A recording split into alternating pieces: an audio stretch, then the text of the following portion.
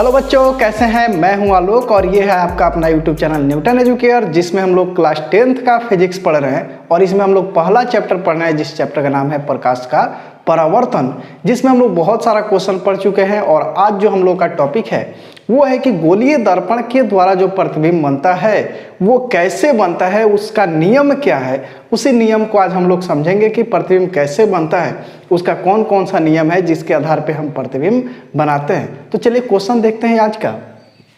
तो आज का जो क्वेश्चन है वो है 39 नंबर क्वेश्चन। 38 तक हम लोग पढ़ चुके हैं कि गोलीय दर्पण के द्वारा प्रतिबिंब बनने का नियम क्या है, यानी गोलीय दर्पण से जो प्रतिबिंब बनता है वो किस तरह से हम बना सकते हैं। कुछ लोग क्या करते हैं, इस प्रतिबिंब बनाने के नियम को रट के याद रखते हैं, लेकिन ऐसा नहीं है। उस नियम को हमको याद रखना है कि कैसे बनता है, कौन सा नियम है जिसके आधार पर गोलीय दर्पण से हम प्रतिबिंब को बना सकते हैं।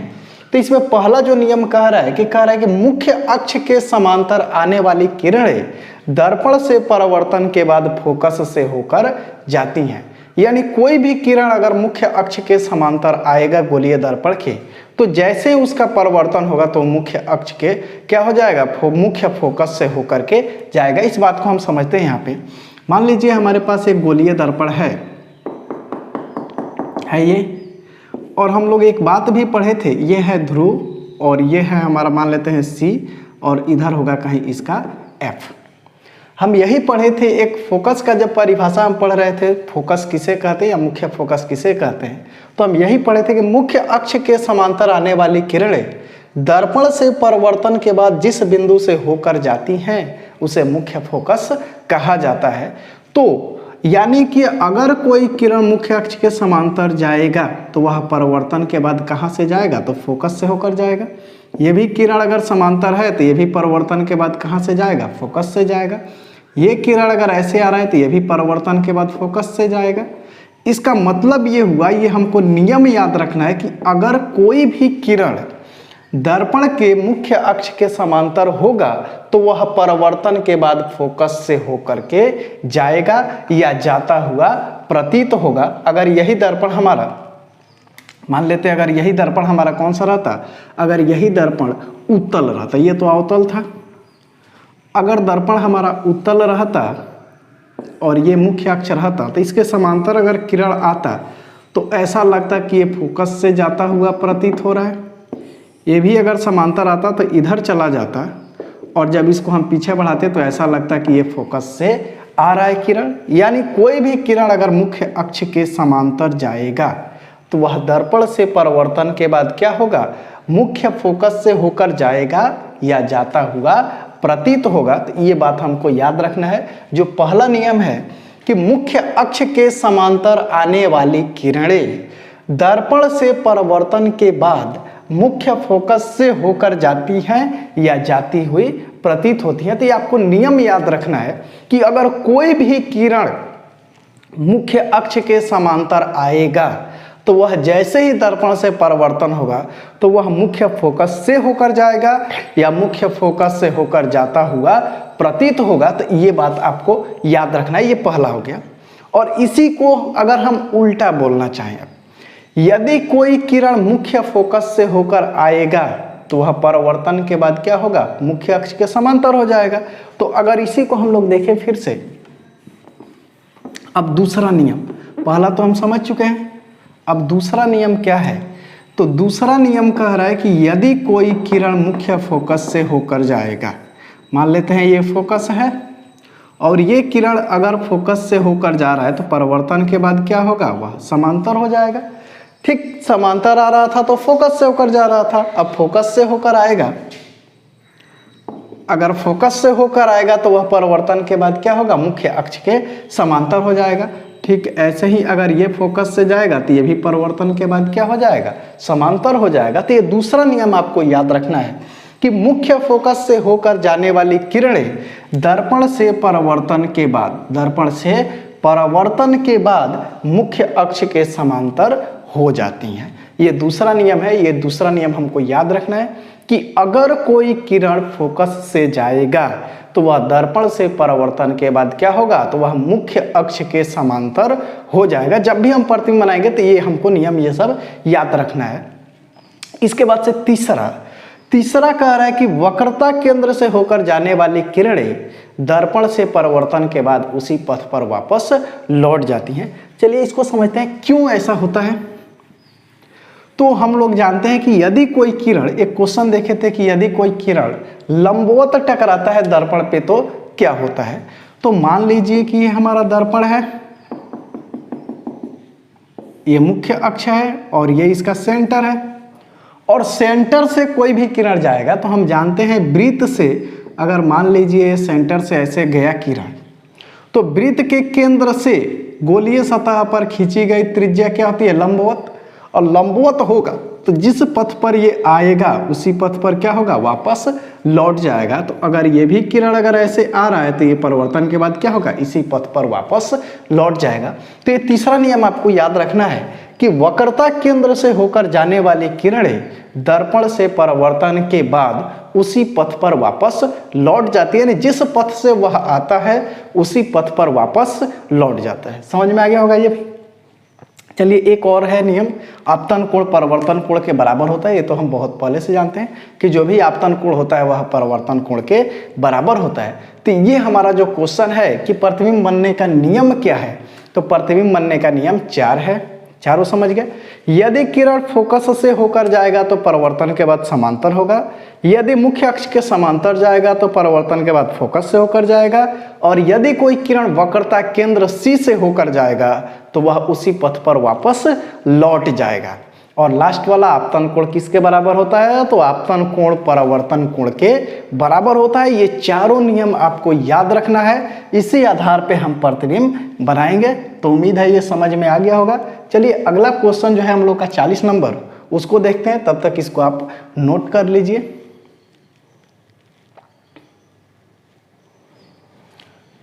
नोट कर लिए। चलिए अगला क्वेश्चन हम लोग देखते हैं।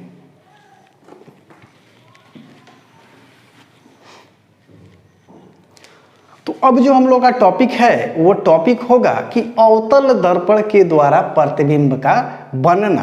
अवतल दर्पण के द्वारा प्रतिबिंब कैसे बनता है और उसमें एक एक करके हम लोग देखेंगे। जब वस्तु अनंत पर होगा तो प्रतिबिंब कहाँ बनेगा, जब वस्तु उसके वक्रता केंद्र और अनंत के बीच होगा तब कहाँ बनेगा, केंद्र पे होगा तब कहाँ बनेगा। तो ये सब हम लोग एक एक करके देखेंगे। तो अवतल दर्पण के द्वारा प्रतिबिंब का बनना, और इसमें हम लोग सबसे पहले देखेंगे जब वस्तु अनंत पर हो। कहाँ हो, जब वस्तु अनंत पर हो। जब वस्तु अनंत पर हो,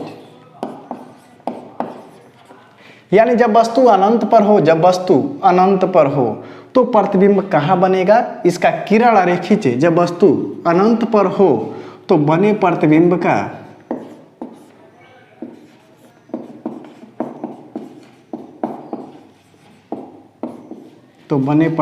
का किरण आरेख खींचे। ये भी कौन से दर्पण में, अवतल दर्पण में। तो ये बात आप याद रखिएगा, अवतल दर्पण के लिए हम लोग बना रहे हैं, अवतल दर्पण। तो ये सब हम बना रहे हैं किसके लिए, अवतल दर्पण के लिए। तो इसका हमको किरण आरेख खींचना है, और किरण आरेख खींचने में आपको ध्यान रखना है। कह रहा है कि अवतल दर्पण में जब वस्तु अनंत पर हो तो उसका किरण आरेख खींचे बने प्रतिबिंब का। तो सबसे पहले मान लेंगे एक अवतल दर्पण है, ये हो गया हमारा अवतल दर्पण। और अनंत से जब भी किरणें आती हैं, ये हो गया इसका ध्रुव, ये हो गया इसका C, और ये हो गया इसका मान लेते हैं F। तो आपको ये बात हमेशा ध्यान रखना है कि अनंत से जब भी किरणें आती हैं तो वो क्या होंगी, मुख्य अक्ष के समांतर होंगी। तो अगर अनंत से कोई किरण ऐसे आएगा तो वो समांतर आता है, तो वह कहाँ से जाएगा, तो फोकस से होकर जाएगा। और ये किरण अगर ऐसे आ रहा है तो ये भी परावर्तन के बाद फोकस से होकर जाएगा। और हम जानते हैं किसी वस्तु से आने वाली किरणें, किसी भी वस्तु से आने वाली किरणें परावर्तन के बाद मुख्य अक्ष के समांतर हो तो परावर्तन के बाद कहाँ से होकर जाती हैं, फोकस से होकर जाती हैं। और किसी वस्तु से आने वाली किरणें परावर्तन के बाद जिस बिंदु पर मिलती है उसे हम प्रतिबिंब कहते हैं। तो इधर अगर वस्तु है बहुत दूर है और वहाँ से अगर प्रकाश किरण आ रहा है और परावर्तन के बाद ये फोकस पे कट रहा है तो प्रतिबिंब जो होगा कहाँ बनेगा, तो फोकस पर बनेगा। कैसा बनेगा, तो वास्तविक बनेगा, क्योंकि ये किरण आया कटा और ये किरण आया और ये भी कटा, तो ये रियल में कटा। कैसा कटा, रियल में कटा, तो जो प्रतिबिंब बना वो कैसा बना, वास्तविक बना और बहुत ही छोटा बना। तो अगर वस्तु अनंत पर हो तो उसका प्रतिबिंब कहाँ पर बनेगा, तो उसका प्रतिबिंब फोकस पर वास्तविक और वस्तु से बहुत छोटा बनेगा। चलिए एक और हम देख लेते हैं, इसी पे दो बनाना पड़ता है, तो एक किरण आरेख ये बना लीजिए इसका, एक और किरण आरेख है इसका, वो भी हम लोग देखते हैं। तो इसको नोट कर लीजिए, फिर हम चलिए नोट कर लिए, दूसरा देखते हैं हम लोग।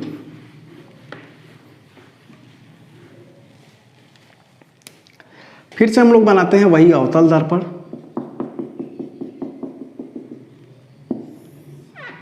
और ये हो गया ध्रुव, और इधर से अनंत से आ रहा है, कहीं से भी किरण आ रहा है, ठीक।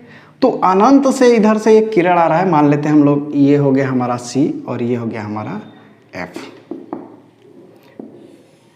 ऐसे किरण आ रहा है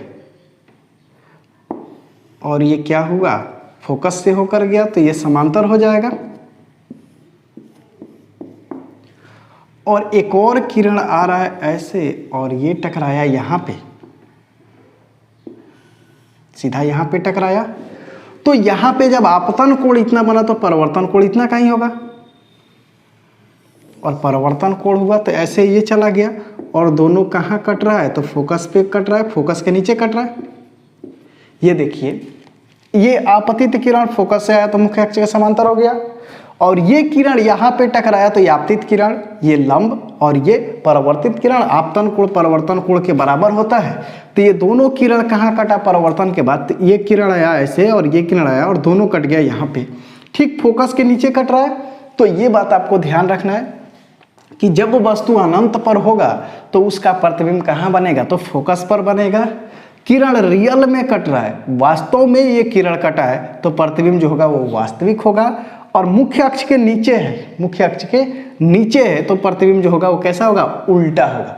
ये बात आपको ध्यान रखना है कि मुख्य अक्ष के नीचे होगा, इधर अगर बनेगा तो उल्टा, और मुख्य अक्ष के ऊपर बनेगा तो क्या होगा, सीधा।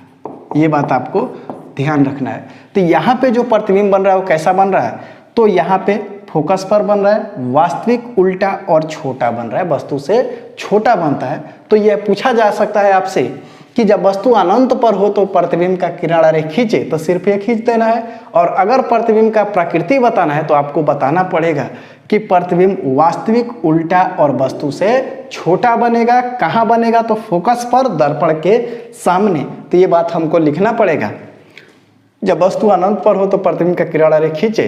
प्रतिबिंब की प्रकृति देखते हैं, प्रतिबिंब की प्रकृति, प्रतिबिंब की प्रकृति कैसी होगी, तो प्रतिबिंब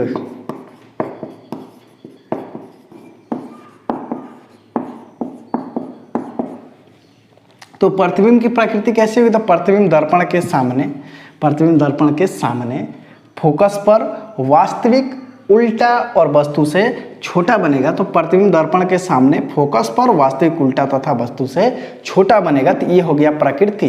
तो ये हमारा 40 नंबर क्वेश्चन है, इसको आपको ध्यान में रखना है कि यदि कोई वस्तु अनंत पर हो तो उसका प्रतिबिंब कहाँ बनेगा, तो उसका प्रतिबिंब मुख्य फोकस पर वास्तविक उल्टा और वस्तु से छोटा बनेगा। चलिए हम लोग अगला देखते हैं, इसको आप नोट कर लीजिए।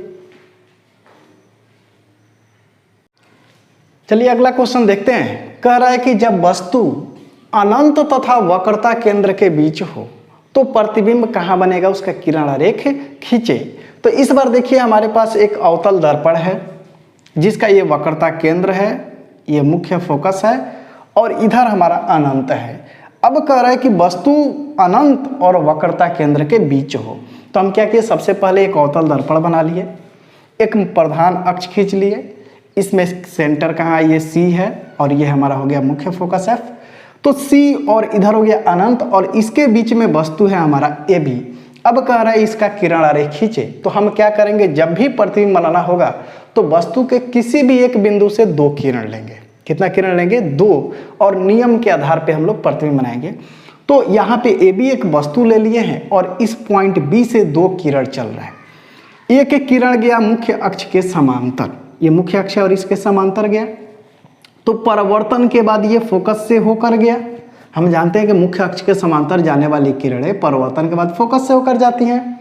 और एक किरण गया फोकस से, तो परिवर्तन के बाद हो गया मुख्य अक्ष के समांतर, और ये किरण परिवर्तन के बाद इधर गया और ये किरण परिवर्तन के बाद इधर गया और दोनों कट गया यहाँ पर, तो यही बन गया प्रतिबिंब।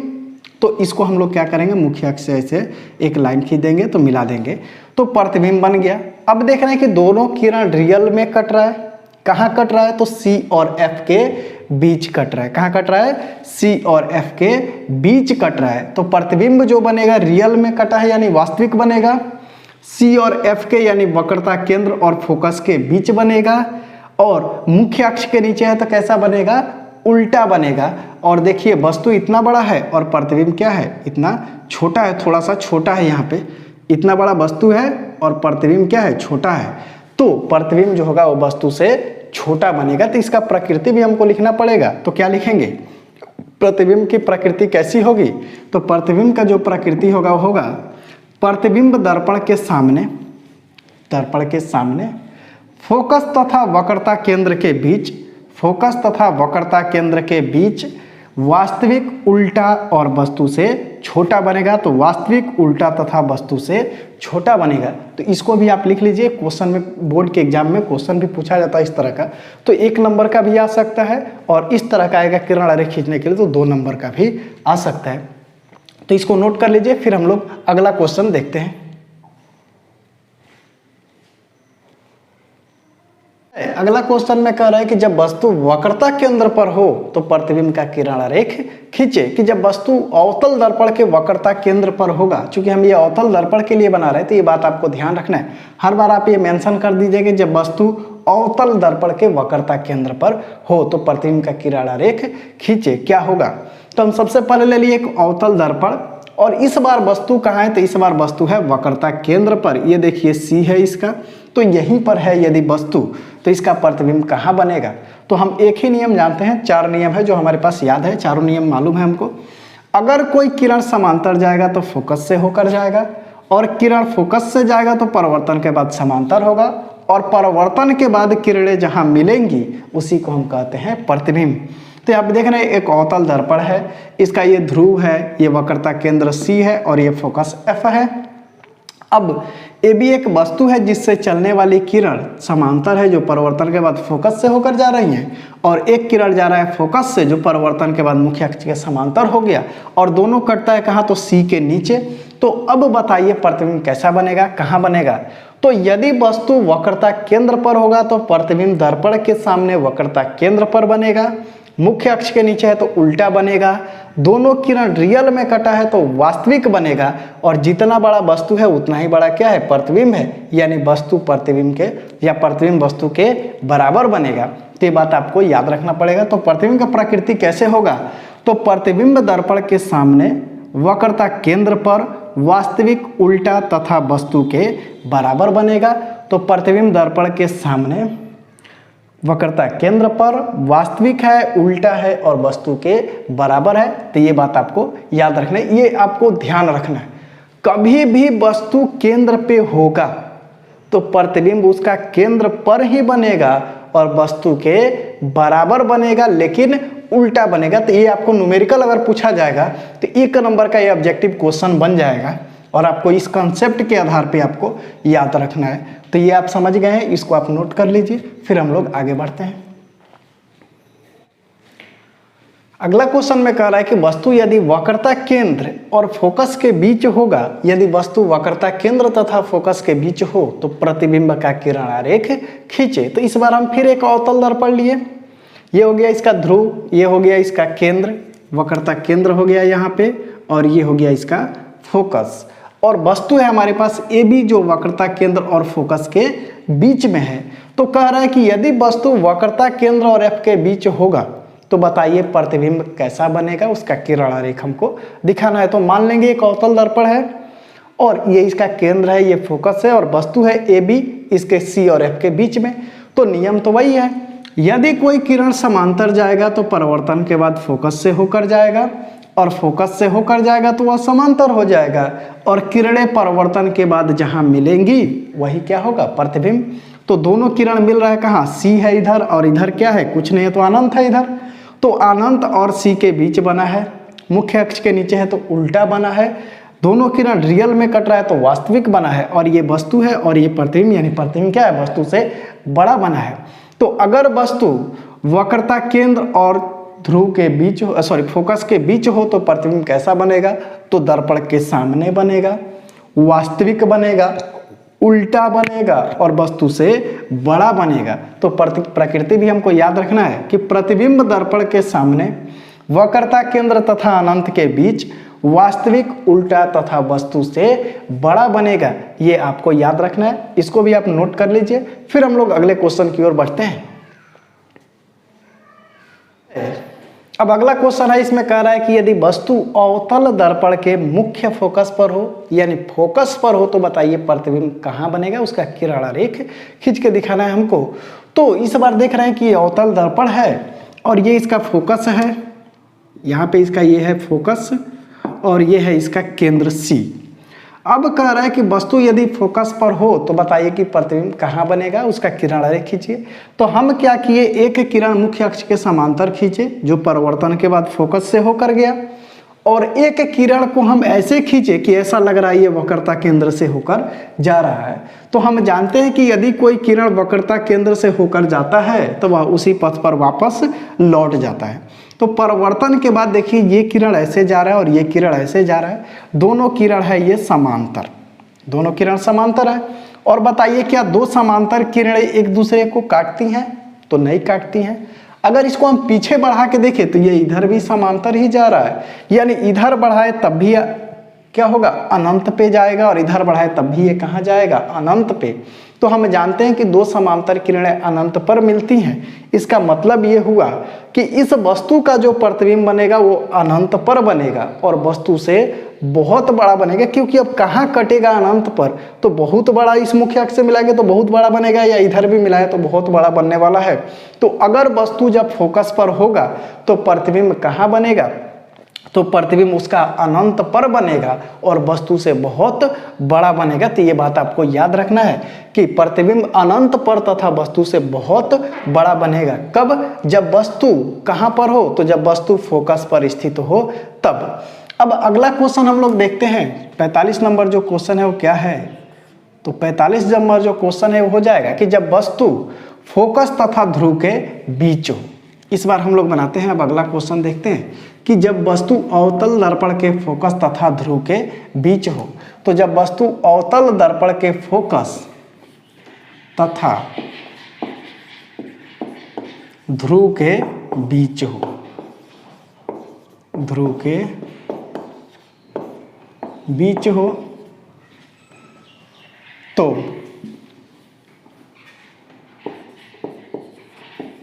प्रतिबिंब का किरण आरेख खींचे, तो प्रतिबिंब का किरण आरेख खींचे।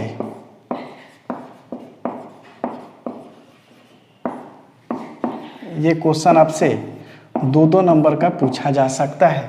तो चलिए हम लोग लेते हैं यहाँ पे, ये हो गया हमारा अवतल दर्पण,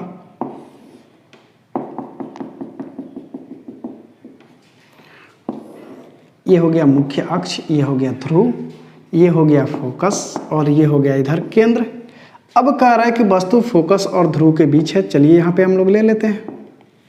अब हम जानते हैं कि यदि वस्तु से कोई किरण समांतर जाएगा तो वह परावर्तन के बाद फोकस से होकर जाएगा, यानी इस तरह से जाएगा। और एक और हम लोग जानते हैं कि यदि आपतन कोण जितना बनेगा उतना का ही क्या होगा, परावर्तन कोण बनेगा। और बताइए क्या दोनों किरण आगे जाके कटेगा, ये तो फैल रहा है ना, तो इधर तो नहीं कटेगा, शायद पीछे बढ़ा के देखें तो ये पीछे जा रहा है, ऐसे डॉट डॉट से मिला रहे हैं इसको, और इसको भी हम लोग डॉट डॉट से मिला रहे हैं। तो दोनों लग रहा है यहाँ पे जाकर मिल जाएगा, यानी जो प्रतिबिंब बनेगा वो दर्पण के पीछे बन जाएगा। अगर ये हमारे पास वस्तु है ए बी, तो प्रतिबिंब क्या बन जाएगा, ए डैश बी डैश। कहाँ बन रहा है, तो देखिए कैसे हम किए, सिंपल नियम से चलना है। अगर किरण मुख्य अक्ष के समांतर जाएगा तो फोकस से जाएगा, और आपतन कोण परावर्तन कोण के बराबर होता है इस आधार पे। ये आपतन कोण बन गया और ये परावर्तन कोण, और दोनों इधर आया, इधर नहीं कटेगा, पीछे बढ़ा के देखे शायद कट जाए, पीछे बढ़ाए तो कट गया। तो प्रतिबिंब कहाँ बनेगा, तो जब वस्तु फोकस तथा ध्रुव के बीच होगा तो प्रतिबिंब दर्पण के पीछे काल्पनिक, क्योंकि रियल में किरण नहीं कट रहा है, कल्पना कर रहे हैं तो काल्पनिक, और सीधा है, मुख्य अक्ष के ऊपर है तो सीधा, और वस्तु से क्या है, बड़ा है कि छोटा है, तो वस्तु से बड़ा बनेगा। यानी जो प्रतिबिंब की प्रकृति होगी वो क्या होगा, तो प्रतिबिंब जो बनेगा वो कैसा बनेगा, तो दर्पण के पीछे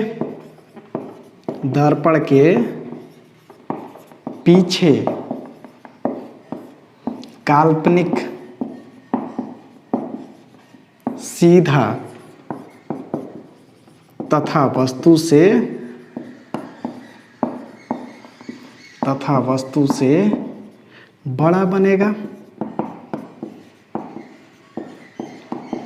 तो आपको ध्यान रखना है कि अवतल दर्पण में वस्तु का प्रतिबिंब काल्पनिक, सीधा और वस्तु से बड़ा बनता है। एक ही कंडीशन में, जब वस्तु फोकस और ध्रुव के बीच हो तभी बनता है। तो ये हमारा हो गया पूरा प्रतिबिंब अवतल दर्पण के द्वारा। अब हमको एक और इसमें कंडीशन पूछा जाता है, ध्रुव पे होगा तो कहाँ बनेगा।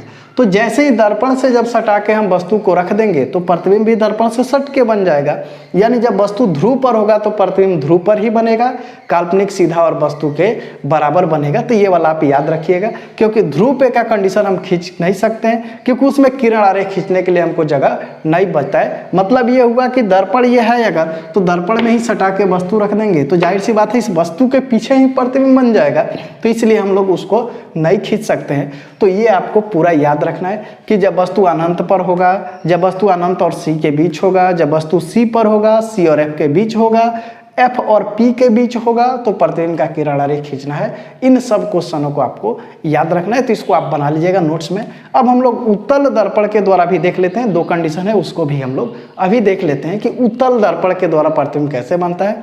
तो उसमें ज़्यादा कंडीशन है, तो बस उसको हम लोग देखते हैं, इसको आप नोट कर लीजिए, फिर उसको हम लोग देखते हैं।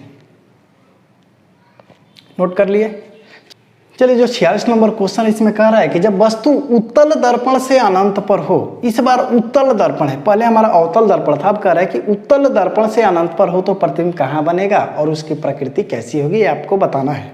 तो हम क्या करेंगे, एक उत्तल दर्पण ले लेंगे और ये हो गया इसका मुख्य अक्ष और वस्तु है अनंत पे, इधर अनंत पे बहुत दूर है। तो यहाँ से जब किरण चलेगा तो मान लेते एक किरण ऐसे आया और इस ध्रुव पे टकराया, तो ये हो गया हमारा लंब, ये हो गया आपतित किरण, तो ये परावर्तित होगा, तो इतने ही कोण पे परावर्तित होगा जितना पे आपतित हुआ है, तो ये हो गया परावर्तित किरण। एक किरण हमारा आ रहा है जो ऐसा लग रहा है कि ये वक्रता केंद्र पर आ रहा है, यानी ये लंबवत टकराया है, तो उसी पथ पर वापस लौट जाएगा। तो ये किरण इधर चला गया, ये किरण इधर चला गया, क्या ये दोनों इधर कटेगा, नहीं कटेगा। तो इन दोनों को पीछे बढ़ा के देखें कहाँ कटेगा, तो इस किरण को पीछे बढ़ाए, इस किरण को पीछे बढ़ाए, तो दोनों फोकस के सामने कट रहा है। दोनों कहाँ कट रहा है, फोकस के सामने, यानी प्रतिबिंब कहाँ बनेगा, फोकस पर बनेगा। दर्पण के आगे बन रहा है कि पीछे बन रहा है, तो दर्पण के पीछे बन रहा है, यानी दर्पण के पीछे बनेगा। क्या ये वास्तविक में कटा है, रियल में कटा है कि कल्पना कर रहे हैं, तो रियल में तो किरण इधर जा रहा है, हम कल्पना कर रहे हैं कि शायद पीछे कट जाएगा, तो पीछे कल्पना किए हैं, तो ये कहाँ हुआ है, पीछे कटा है। यानी जो प्रतिबिंब बनेगा यदि अनंत पर होगा तो प्रतिबिंब कहाँ बनेगा, तो दर्पण के पीछे काल्पनिक, सीधा, वस्तु से छोटा और फोकस पे बनेगा। यानी प्रतिबिंब दर्पण के पीछे फोकस पर काल्पनिक, सीधा और वस्तु से छोटा बनेगा। तो प्रतिबिंब दर्पण के पीछे काल्पनिक, सीधा और वस्तु से छोटा बनेगा, कहाँ बनेगा, तो फोकस पर बनेगा। इसको आपको याद रखना है, तो इसको नोट कर लीजिए, फिर हम लोग अगला क्वेश्चन देखते हैं। वो कह रहा है कहाँ हो, जब वस्तु उत्तल दर्पण से अनंत तथा ध्रुव के बीच,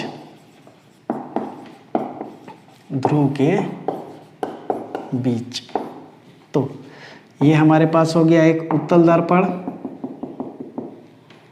और ये हो गया मुख्य अक्ष, ये हो गया P, और इधर अनंत है और इधर ध्रुव है, इसके बीच हम कहीं रख लेंगे वस्तु को, तो ये रख ली हम वस्तु AB। अब देखिए क्या होगा, अगर समांतर किरण जाएगा तो फोकस से होकर जाता होगा, प्रतीत होगा फोकस से, और अगर कोई किरण दर्पण पे लंबवत टकराएगा तो लंबवत टकराने के लिए केंद्र से मिलाना पड़ेगा। तो इस किरण को हम क्या करेंगे, ऐसे खींचेंगे जैसे लगे कि ये केंद्र से आ रहा है, सीधा एकदम केंद्र से आ रहा है। तो ये दोनों किरण कहाँ कट रहा है, तो ध्रुव और फोकस के बीच कट रहा है, तो ये बन जाएगा प्रतिबिंब A डैश B डैश। ये किरण इधर चला गया और ये परावर्तन के बाद इधर चला गया। तो अगर वस्तु ध्रुव और अनंत के बीच होगा तो प्रतिबिंब कहाँ बनेगा, तो ध्रुव तथा फोकस के बीच, दर्पण के पीछे, काल्पनिक, सीधा और वस्तु से छोटा। तो इसका भी आपको याद रखना है, प्रतिबिंब कहाँ बनेगा, तो प्रतिबिंब दर्पण के पीछे, काल्पनिक, सीधा तथा वस्तु से छोटा बनेगा। लेकिन कहाँ बनेगा, तो प्रतिबिंब दर्पण के पीछे कहाँ बनेगा, तो फोकस तथा ध्रुव के बीच। कहाँ बनेगा, तो फोकस तथा ध्रुव के बीच।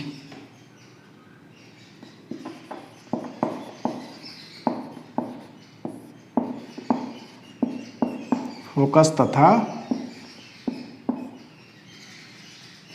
ये हमारा 47 नंबर क्वेश्चन है, फोकस तथा ध्रुव के बीच, प्रतिबिंब दर्पण के पीछे, फोकस तथा ध्रुव के बीच, काल्पनिक, सीधा,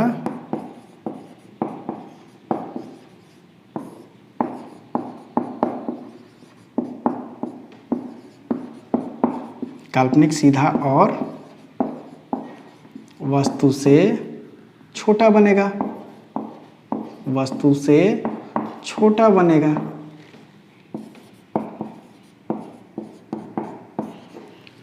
तो आप पूरा प्रतिबिंब बना लीजिएगा, उम्मीद है आपको समझ में आया होगा। तो ये बहुत ही इंपॉर्टेंट है, इसको आप प्रैक्टिस कीजिए बार बार। नियम हम लोग पहले देख चुके हैं, उसी नियम के आधार पे ये सारा प्रतिबिंब बनता है। थोड़ा सा मेरा टेढ़ा टेढ़ा हो गया, लेकिन आप इसको स्केल से बनाइएगा, कोशिश कीजिएगा स्केल से बनाइएगा ताकि आपका सीधा सीधा हो। तो उम्मीद है आपको अच्छा लगा होगा ये। तो बस आज इतना ही रहने देते हैं, फिर मिलेंगे एक नए वीडियो में नए टॉपिक के साथ। तो आप इतना क्वेश्चन ये जो है हम लोग का 47 तक, इसको क्लियर कर लीजिएगा और नोट्स बना लीजिएगा और पूरा क्वेश्चन आप याद कर